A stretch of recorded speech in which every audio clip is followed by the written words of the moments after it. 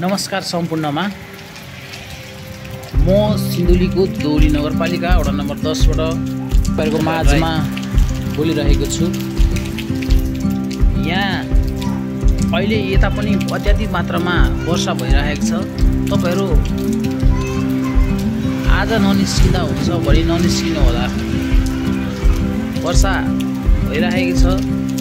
यता बिपी राजमार्ग हुँदै काठमाडौँ जाँदै हुनुहुन्छ भने रोसी खोलामा यहाँ उसमा नेपाल थोकमै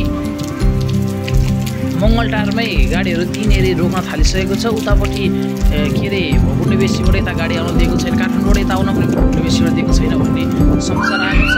र यताबाट काठमाडौँ जाँदै हुनुहुन्छ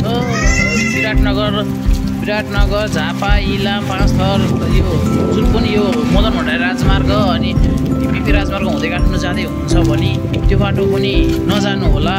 आज नजाँदा हुन्छ, भोलि नजानु होला, भोलि जानु होला। अलि मौसम हेरेर निकै देशव्यापी रूपमा वर्षा भइरहेको छ। त्यसै कारणले तपाईहरुलाई नजानु होला, भोलि जनधनको क्षति होला। वर्षा भइरहेछ, चारैपट्टि गलिसकेको छ, जमिन गलिसकेको छ। हिजो राति अस्तिबाटै लगभग पानी पर्न थालिसकेको हो। भोलि गएर पहिरो आउला, नजानु अनुरोध गर्दछु।